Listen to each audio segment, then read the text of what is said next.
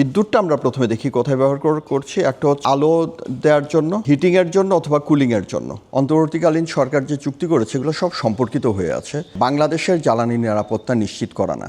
PDB আইনত করতে বাধ্য, সুতরাং সে করেছে, কিন্তু এটা তো তার উপর চাপিয়ে দেওয়া হয়েছে।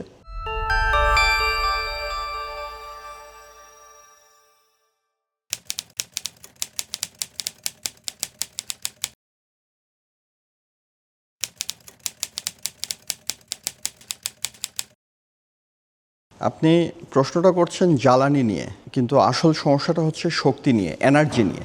এই এনার্জিটার একটা পার্ট হচ্ছে জ্বালানি, কিন্তু অন্যান্য পার্টও আছে। ধরুন আমাদের এই শক্তিটা আমরা কোন কাজে ব্যবহার করি, সবই আমাদের নানা রকম ট্রান্সফরমেশন আমরা ব্যবহার করি। ইমিডিয়েটলি আসবে যে আমাদের বিদ্যুৎ দরকার, বিদ্যুৎ দিয়ে কলকারখানা চলবে ইত্যাদি। কলকারখানা চলা মানে হচ্ছে প্রথমত ঘুরতে হয়, মোটর লোড। আরেকটা হচ্ছে যে বাতি। এটা কলকারখানা ছাড়া সব জায়গাতেই জ্বালানিটা। তাহলে বিদ্যুৎটা আমরা প্রথমে দেখি কোথায় ব্যবহার করছি। একটা হচ্ছে এই আলো দেওয়ার জন্য, আরেকটা হচ্ছে হিটিংয়ের জন্য অথবা কুলিংয়ের জন্য, তার মানে তাপ। আর তৃতীয় হচ্ছে মোটরিংয়ের জন্য। চতুর্থ আরেকটা হচ্ছে কম্পিউটিংয়ের জন্য, এবং তার সঙ্গে আমরা যোগ করতে পারি যাবতীয় ইলেকট্রনিক্স সব কিছু। এই সব কিছুর জন্য আমাদের শক্তির দরকার হয়, এবং শক্তির রিসোর্সটা কি? সবাই তো জ্বালানি নিয়ে উদ্বিগ্ন, মানে ফুয়েলটা নিয়ে, কিন্তু আমাদের রিসোর্সগুলো যদি আমরা দেখি, আমাদের কোথায় কোথায় কাজ করা দরকার সম্ভব সেগুলো আমরা বুঝতে পারবো। ধরুন আমাদের এই কুলিংয়ের জন্য, আমাদের কুলিংয়ের ক্ষেত্রে আমরা ডিজাইনকে, ভবনের ডিজাইন, সেটা কিন্তু কুলিংয়ের ক্ষেত্রে ভূমিকা পালন করে। ধরুন এই ভবনে যখন আসবেন গরমের দিনে, তখন কিন্তু একটু অনেক বেশ শীতল একটা অবস্থা আপনারা দেখতে পাবেন। তাহলে দেখুন আমাদের কুলিংয়ের জন্য আমরা তো এখন পুরোপুরি নির্ভর হচ্ছি এই এসি, এয়ার কন্ডিশনিংয়ের উপরে, আরেকটা হচ্ছে ফ্যানের উপরে। এই দুই নির্ভরতাটাই কিন্তু কমানো সম্ভব। আমি কি ম্যাটেরিয়াল ব্যবহার করছি, কেমন ডিজাইন করছি। ধরুন ঢাকা শহরে আমাদের দক্ষিণে হচ্ছে, এই পাশটা দক্ষিণে হচ্ছে বুড়িগঙ্গা নদী। আমাদের বাতাসটা উত্তর দক্ষিণে মূলত বয়, তাই না? তাহলে শহরের বাতাসের এয়ার করিডোরটা যদি উত্তর দক্ষিণে থাকতো, এটা কিন্তু শহরের গরমটাকে বের করে নিয়ে যাওয়ার ক্ষেত্রে কিন্তু ভূমিকা রাখতো। তাহলে এই সব কিছু কিন্তু আসলে আমাদের সলিউশনের অংশ। আপনি ধরুন আমাদের বিদ্যুৎ, দেখা যায় যে গরমের দিনে লোডশেডিং বেড়ে যায়। লোডশেডিংটা বেড়ে যাচ্ছে কারণটা কি? আমরা বলছি যে চাহিদা বেড়ে যাচ্ছে বিদ্যুতের, সেই জন্য। এই চাহিদা শীতে কম আর গরমে বেশি কেন? আমার কি গরমের দিনে বেশি আলো লাগছে? তা তো না। আমার কারখানার মেশিন কি বেশি বেশি ঘুরছে গরমের দিনে? তাও না। তাহলে কোথায় আসলে হচ্ছে? সেটা হচ্ছে আমাদের কুলিং লোড। এই কুলিং লোডটা কী পরিমাণ আছে? এসি এবং এই পাখাটা আসলে না, মূলত এসি লোডের কারণে এটা বেড়ে যাচ্ছে, এবং এই বেড়ে যাওয়ার পরিমাণটা, কুলিং লোডটা 4 থেকে 6 হাজার মেগাওয়াট। ভেবে দেখুন যে 4000 মেগাওয়াটও যদি হয় আমাদের এসি লোড, তাহলে এই এসি চালানোর জন্য আমরা এরকম দামি জ্বালানি নিয়ে এসে সাবসিডাইজড রেটে এসি চালাবো কেন? তাহলে আমাদের ন্যাশনাল প্রায়োরিটিটা কোথায়? আমাদের পলিসি সেই ক্ষেত্রে কী ভূমিকা পালন করছে? সেটা তো করছে না। তাহলে আরেকটা জায়গা, ধরুন আমাদের ব্যাটারি চালিত রিক্সা। তো এইটার উপরে অনেকেই কিছু কাজ করেছেন। তার থেকে মোটামুটি একটা বলা হয় যে ব্যাটারি চালিত রিক্সা সাধারণত এগুলো গ্যারেজে সন্ধ্যা থেকে শুরু হয়ে রাতের বেলা চার্জিংটা হয়, এটা মানে প্রায় 700 মেগাওয়াট এই লোড। এখন এটা তো এই বাহনটা আমার দরকার, এত ভালো সার্ভিস দিচ্ছে, কিন্তু একই সঙ্গে লক্ষ্য করুন এই ব্যাটারি চার্জিং হওয়া, ডিসচার্জ হওয়া, ওইখানে যে এই যে রিক্সাটা চলছে, এগুলো ভীষণভাবে অদক্ষ বা ইনএফিশিয়েন্ট। তাহলে আমি যে বিদ্যুৎটা এখানে ব্যবহার করছি তার পিছনে জ্বালানি আছে, যে জ্বালানি পুড়িয়ে শেষ পর্যন্ত এই রিক্সাটাকে আমি চালাচ্ছি, তার এফিসিয়েন্সি হয়তো 10-15%। তাহলে এই ব্যাটারিগুলোকে আমার চার্জ করা দরকার, ঠিক আছে। এই চার্জিংটা আমরা বাধ্যতামূলকভাবে সোলার দিয়ে করতে পারি কিনা না, এই সলিউশন দেখা যেতে পারে যে এটা বাধ্যতামূলকভাবে সোলার দিয়ে করতে হবে। ব্যাটারি চার্জিংয়ের জন্য গ্রিড পর্যন্ত যাওয়ার দরকার নেই তো আমার, কারণ আপনি যখন গ্রিডে এরকম তুলছেন এবং তারপরে এই গ্রিড থেকে এসে ডিস্ট্রিবিউশন লেভেল পর্যন্ত পৌঁছাতেও তো পাওয়ার লস হচ্ছে, 10-12% পাওয়ার লস হচ্ছে। তো সেই পর্যন্ত আমার দরকার নেই তো। ধরুন আমার যেখানে রেল স্টেশন আছে, রেল স্টেশনের ছাদগুলোকে আমরা সোলার হিসাবে আমরা ব্যবহার করতে পারি কিনা না, সেটা চার্জিং স্টেশন হিসাবেও কাজ করবে। তার মানে যেভাবে এখন হচ্ছে, আর এখানে আরেকটা সমস্যা আছে ব্যাটারি চালিত রিক্সাগুলো যখন ইয়ে করছে, সেটা হচ্ছে এর যে চার্জারগুলো আছে এগুলো হচ্ছে ভীষণভাবে হারমোনিক্স তৈরি করে, তার মানে পলিউট করে, নয়েজ তৈরি করে, যেটা আমার নেটওয়ার্কে, ডিস্ট্রিবিউশন নেটওয়ার্কে এই নয়েজটা সে পাঠিয়ে দেয় হারমোনিক্সটা। এই হারমোনিক্সটা এই যে রাস্তার পাশের ওই আমার যে ছোট ছোট ট্রান্সফর্মারগুলো আছে, ওই ট্রান্সফর্মারগুলোকে কিন্তু গরম করে তোলে। এটা একাডেমিক না, এটা একদম ডাটা নিয়ে আমি কাজ করেছি এবং সেখান থেকে দেখেছি যে তাকে অনেক গরম করে তোলে। তার মানে হচ্ছে গরম হওয়া মানেই তো হিট, তার মানে হচ্ছে যে আপনার পাওয়ার লস বেড়ে যাচ্ছে। ওই পাওয়ার লসটা তো এখানে আমার জ্বালানির জন্য এটা তো মোটেও ভালো দিক হচ্ছে না। তাহলে এইসব জিনিসগুলোকে আমাকে তো ভাবতে হবে। আমি দুটো কথা বললাম, একটা হচ্ছে কুলিং লোড আর একটা হচ্ছে এটা, কিন্তু অন্যান্য আরও দিকও আসলে চিন্তা করতে হবে। ধরুন এই যে আমাদের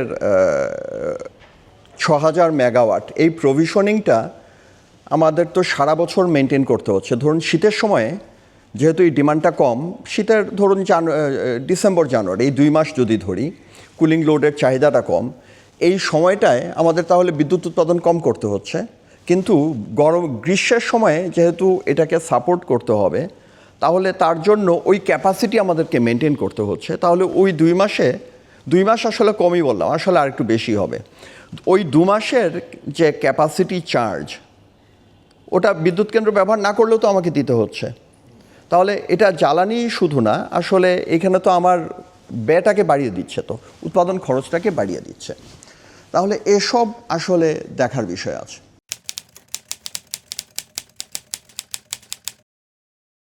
যুক্তরাষ্ট্রের সঙ্গে যে চুক্তি হয়েছে, এটার সঙ্গে আপনার ওই গত ফেব্রুয়ারিতে অন্তর্বর্তীকালীন সরকার যে চুক্তি করেছে, এগুলো সব সম্পর্কিত হয়ে আছে।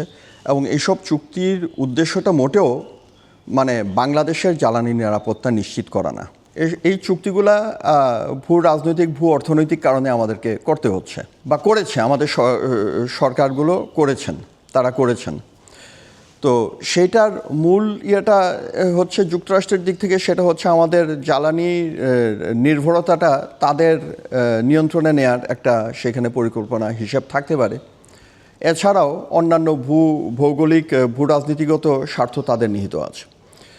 সুতরাং ওই চুক্তি আমাদেরকে জ্বালানি নিরাপত্তা দিচ্ছে, সেইভাবে দেখা খুব সুযোগ আমি বিশেষ দেখি না।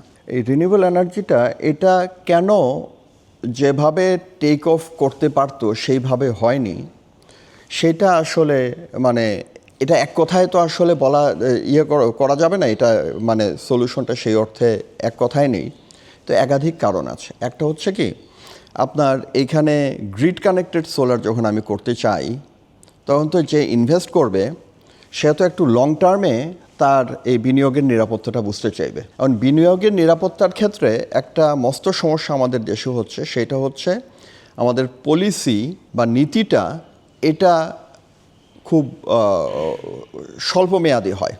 এক সরকার একটা পলিসি করলেন, আরেক সরকার হয়তো সেটাকে বদলে দিচ্ছেন। তো এই পলিসি এক্ষেত্রে এটা তো আসলে সরকার নির্ভর হলে চলবে না। পলিসি হতে হবে আমাদের অবজেক্টিভ যে রিয়েলিটি, আমাদের বস্তুগত যে প্রয়োজন, তার উপরে দাঁড়িয়ে। এখন সরকার চেঞ্জ হলে কি ওভারনাইট আমাদের এইখানে শিল্পের চাহিদা, কৃষির চাহিদা এগুলো কি কমে যাবে? মোটেও তো কমবে না, বা পরিবর্তিত হয়ে যাবে, কিছুই হবে না। তাহলে এই জায়গাতে এই পলিসির অস্থিরতা এইটা আমাদের দূর করা দরকার। তাহলে আপনার রিনিউয়েবল এনার্জির ক্ষেত্রে এই পেনিট্রেশনটা বাড়বে। আরেকটা হচ্ছে যে আপনার টেকনিক্যাল কিছু ইস্যু ডেফিনেটলি আছে। ধরুন আমি একটা জায়গায় বিদ্যুৎ হয়তো জমি টমিও আমরা পেয়ে গেলাম, সেখান থেকে বিদ্যুৎটা গ্রিডে তুলতে হবে, কিন্তু গ্রিডটা আমার অনেক দূরে। তাহলে এইটাও দেখার বিষয় আছে। অন্য আরেকটা আসলে আমাদেরকে চিন্তা করতে হবে, সেটা হচ্ছে এটা শুধু রিনিউয়েবল না, ওভারঅল আমাদের এই এনার্জি সিকিউরিটির জন্য এবং পাওয়ারের জন্য এইসব চিন্তা করতে হবে। আমাদের তো মানে ল্যান্ড কনস্ট্রেন্ট একটা দেশ আমরা। তাহলে আমরা থাইল্যান্ড যেভাবে তাদের ট্রান্সমিশন ডিস্ট্রিবিউশনটাকে তৈরি করেছে, আমরা তো সেইভাবে তৈরি করলে হবে না। এই জিনিসটা তো এখনও পর্যন্ত কেউ গ্রাহ্য করছেন না, যে বাস্তব ক্ষেত্রে দেখা যাচ্ছে একটা ট্রান্সমিশন লাইন করতে একটা টাওয়ারের জন্য একটা প্রজেক্ট 1 বছর 2 বছর আটকে আছে, কেননা মামলা হয়েছে। আরেকটা হচ্ছে ওই মামলা টামলা না, আসলেই জমির সংকট। এখন যখনই আমি এসব কাজের জন্য জমি নিয়ে যাচ্ছি, তখন আমাদের কৃষি উৎপাদনে তার একটা ফলাফল হচ্ছে। অন্যান্য কাজের জন্য মানুষ যেভাবে নিজের জমিটাকে ব্যবহার করতে চায়, সেখানে বাধাগ্রস্ত হচ্ছে। এটাও তো একটা সমস্যা। তাহলে এই রিনিউয়েবলটা দিয়ে আমি ধরুন রিমোট একটা জায়গায় রিনিউয়েবল দিয়ে আমি উৎপাদন করলাম, নিয়ে আসব, কিন্তু এটা যদি বড় আকারে করতে চাই, সেক্ষেত্রে কিন্তু আমার জমির ইস্যুটাকে আসলে বিবেচনা করতে, এবং সেক্ষেত্রে আসলে আমাদের দরকার যেখানে বিদ্যুৎ উৎপাদন হচ্ছে আমাদের ডিমান্ডটা যেন তার কাছাকাছি থাকে। এখন এইটা সবসময় পারা যাবে তা না, কেননা ধরুন কয়লা বিদ্যুৎ কেন্দ্রগুলো করতে গেলে সেটা সমুদ্র তীরবর্তী এলাকাতে হতে হবে, তাতে করে আমাদের পরিবহনের সমস্যার কারণে। সেক্ষেত্রে বিদ্যুৎটা হয়তো ঢাকায় নিয়ে আসতে হচ্ছে, কারণ এখানে শিল্প কলকারখানা। আমাদের চিন্তা করতে হবে দীর্ঘমেয়াদী পরিকল্পনায়, যে তাহলে আমাদের কলকারখানাগুলো আসলে সেইখানে স্থাপন করার কি ব্যবস্থা আমি নিচ্ছি। ফলে যে জিনিসটা দাঁড়ায়, মানে শুধু রিনিউয়েবল চিন্তা করলে আসলে হয় না। গত 15 বছরে যেভাবে এই বিদ্যুৎ ক্ষেত্রটাকে রেন্ট সিকারদের হাতে, খাজনাখোরদের হাতে তুলে দেওয়া হয়েছে, যার ফলাফল হচ্ছে যে আমাদের এই বিদ্যুৎ যে ব্যয়টা তার 40% হচ্ছে ক্যাপাসিটি চার্জ।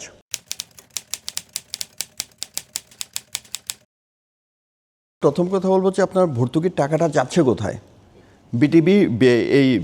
পিডিবির কোনো ব্যক্তির বসে বসে কি সেগুলোকে খাচ্ছে? মোটেও না।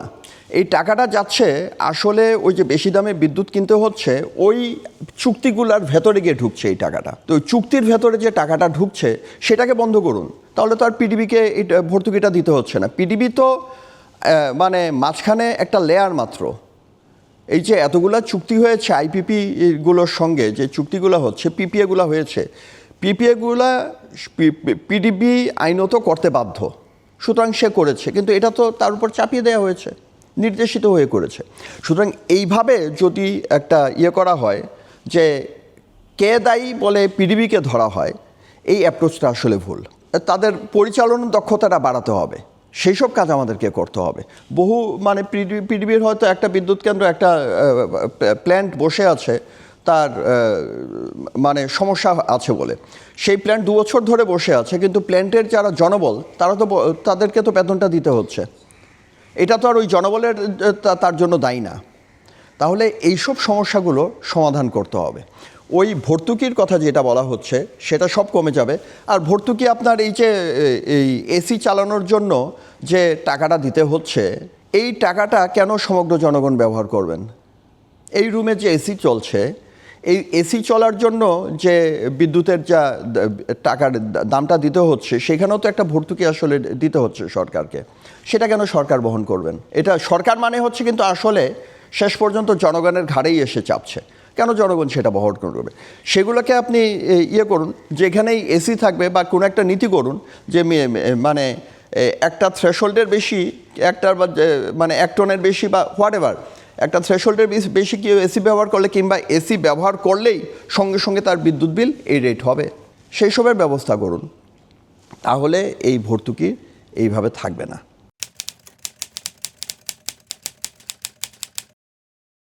তো জ্বালানির নিরাপত্তা না বলে আমরা শক্তি নিরাপত্তাটা বললে সঠিক হয়। শক্তি নিরাপত্তা, এনার্জি সিকিউরিটি একটা পার্ট হচ্ছে আসলে জ্বালানি। তো এইটা প্রথম কথা হচ্ছে যে এইটার প্রাপ্যতা, অ্যাভেলেবিলিটি আছে কিনা না। আমাদের মানে সবারই একটা কনসার্ন আসলে অ্যাভেলেবিলিটি নিয়ে, জ্বালানির প্রাপ্যতাটা নিয়ে সবার মাথায় এটা ঘুরছে যে প্রাপ্যতাটা কী। তো সেটা তো একটা পার্ট। এখানে জ্বালানি আপনি নিয়ে আসলেন, ধরুন আপনার এখানে অনেক গ্যাস ভিত্তিক বিদ্যুৎ কেন্দ্র বসে আছে, তারা তাদের ক্যাপাসিটিটা ব্যবহার করতে পারছে না, কেননা গ্যাস নেই। এখন গ্যাসের জন্য আপনি কূপ খনন করা ইত্যাদি, এটা তো একটা দীর্ঘমেয়াদী বা মধ্যমেয়াদেও হয়তো কিছুটা আসতে পারে, পুরনো কূপগুলোর যদি আমরা প্রোডাক্টিভিটি বাড়াতে পারি। আরেকটা হচ্ছে আপনাকে এখানে এলএনজি আমদানি করতে হবে। এখন আমাদের যে এলএনজি আমদানি করে নিয়ে আসলাম, এটাকে টেক অফ করার জন্য মাত্র 2টো এফএসআরইউ আছে। সে তার ফুল ক্যাপাসিটিও একদম যেভাবে যতটুকু সম্ভব ততটুকু ব্যবহার করা হচ্ছে। এর চাইতে বেশি তার সক্ষমতা নেই।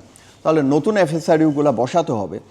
এটাও এই মুহূর্তেও যদি একটা আমরা চুক্তি স্বাক্ষর করা হয়, তাহলেও মানে 2 বছরে আমরা চাইতে পারি, কেউ 2 বছরে দিতে পারবে কিনা সন্দেহ আছে। তাহলে এইটারও তো একটা সময় লাগছে।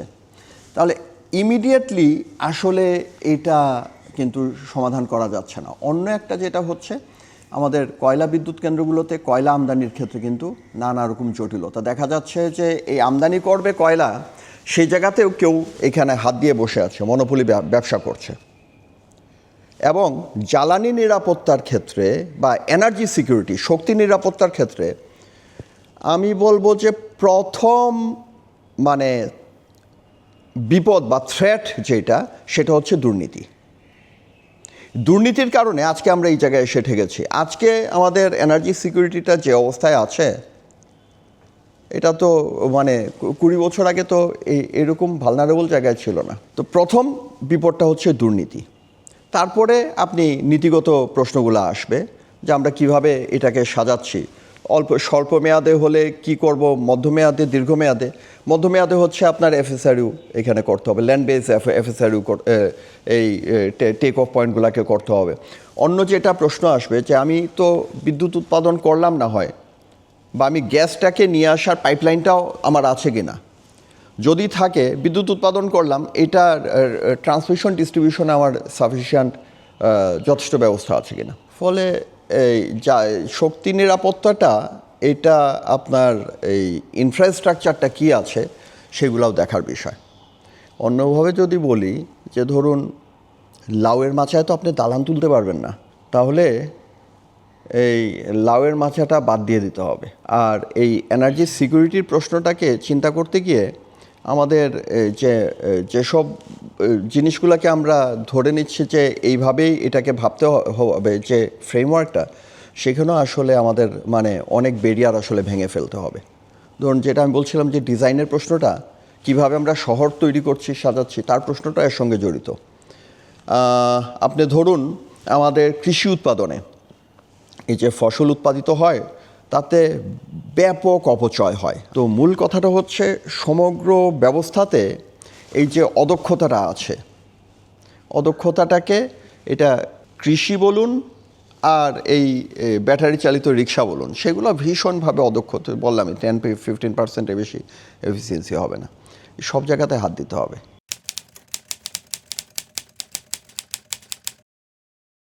আবাসন খাতের মানে না, আপনার ধরুন যে আমার আলোর চাহিদা, লাইটিং, এটা আবাসন খাত বলে তো আলাদা কিছু নাই।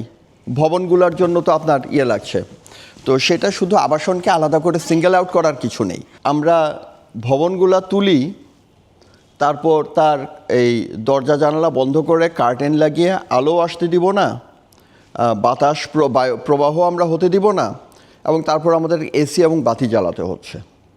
এখন এটা একটা পার্ট হচ্ছে আমাদের ডিজাইনটা যেভাবে করছি সেই জায়গাতে। আরেকটা পার্ট হচ্ছে যে আমাদের অভ্যস্ত হয়ে পড়েছি আমরা এইভাবে চলতে।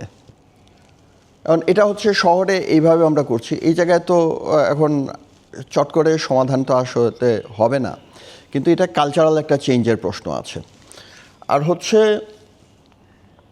একটা পার্ট, কিন্তু আমি কোয়ান্টিফাই করতে পারবো না, সেটা হচ্ছে এই ব্যবহারিক দিকটা, কালচারাল পার্টটা। দেখুন অন্যভাবে যদি বলি, আপনি দেখবেন যে বাংলাদেশের মানুষের সাধারণভাবে আমাদের এই সেফটি পারসেপশন সেটা খুব খারাপ। সেটা বোঝা যায় রাস্তা কিভাবে লোকে পার হচ্ছে সেটা দেখে। আবাসনটা বললে তো আসলে মানুষকেই চলে আসে। এই ব্যবহারের ক্ষেত্রে আসলে আমরা কিভাবে শক্তিটাকে ব্যবহার করছি সেটা আসলে দেখতে হবে। যেভাবে আমাদের ভবনগুলো নির্মাণ করা হয়েছে, তাতে এয়ার ফ্লো নাই ইত্যাদি, সেই সব সমস্যা তো আছে। ঠিক আছে, এটা তো এসি বন্ধ করার কথা তো বলছি না, আপনি ব্যবহার করেন, কিন্তু আপনাকে বেশি টাকা দিতে হবে। এটা তো দোষের কিছু না। আমার যা খরচ হচ্ছে সেই খরচটা মিনিমাম আপনাকে দিতে হবে। কেন এটা দাবি করব না? বলুন, এটা করতে হবে।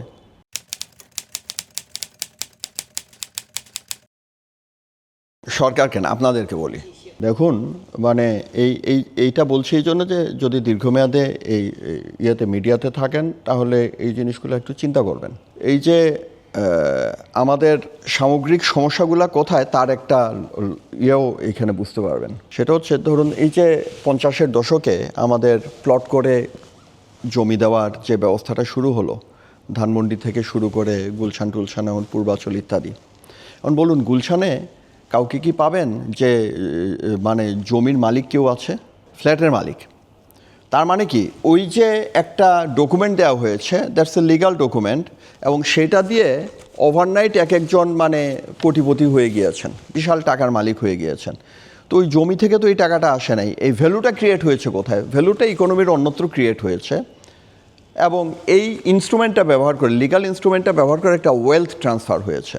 আর অরিজিনাল যে ইন্টেন্ডেড উদ্দেশ্যটা যেটা ছিল সেটা ভালো উদ্দেশ্য, যে এইখানে বাড়ি থাকবে সবার ইত্যাদি। তো আসলে তো দরকার বাসস্থান।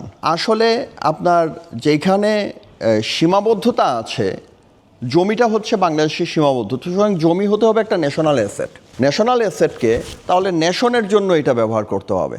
এখন যেটা হয়ে গিয়েছে, এটা হয়ে গিয়েছে একটা রেন্ট সিকিংয়ের একটা ইনস্ট্রুমেন্ট। জিনিসটা আরেকটু বোঝা যাবে, ধরুন মেট্রো রেলটা হলো, এই মিরপুর এলাকা থেকে মেট্রো রেলের স্টেশনের আশেপাশে জমির দাম, ফ্ল্যাটের দাম, ভাড়া সব বেড়ে গিয়েছে। আচ্ছা, কেউ একটাকে ইনভেস্ট না করে এই যে বাড়তি এই ভ্যালুটা তো তৈরি হয়েছে কোথায়? ভ্যালুটা তৈরি হয়েছে পাবলিক মানি থেকে, ট্রান্সপোর্টেশন করিডোরটা তৈরি হয়। তাহলে রাষ্ট্র এখানে টাকাটা খরচ করেছে, বাড়তি যে ভ্যালু ক্রিয়েট হয়েছে তো সেটার হকদার তো আসলে রাষ্ট্র। কিন্তু এটা এই আমাদের ইকোনমিটা হয়ে গেছে রেন্ট সিকার্স ইকোনমি। তো যেটা বললাম যে কনক্লুডিং রিমার্ক আসলে আপনাদের জন্য, সেটা হচ্ছে এই রেন্ট সিকিং বা খাজনাখড়ি, আমি সমানে বলছি এটা নিয়ে। এই খাজনাখড়িটা আমাদের এই পিপিএগুলো হয়ে গিয়েছে খাজনাখড়ি এক একটা ইনস্ট্রুমেন্ট। আপনি দেখবেন ওই ন্যাশনাল কমিটিতে আমি কাজ করেছি, তো আমি তো ওই কমিটির সদস্য। আমাদের টাইটেলে এই রেন্ট সিকিং কথাটা আছে আসলে। ওইটা ইন্ডিপেন্ডেন্টলি কমিটি থেকে রেন্ট সিকিংয়ের কথাটা এসছে। আর আমি নিজের রেন্ট সিকিং খাজনাখড়ি আরও আগে থেকে ব্যবহার করি। তো এই খাজনাখড়িটা কোথায় হচ্ছে, কিভাবে হচ্ছে, সেগুলো আপনারা কন্টিনিউয়াসলি দেখতে থাকুন। এই যে বলে যে বাজার মনোপলি করে ইয়ে করে নিচ্ছে, ওইটাকেও আসলে খাজনাখড়ি হিসাবে চিহ্নিত করুন।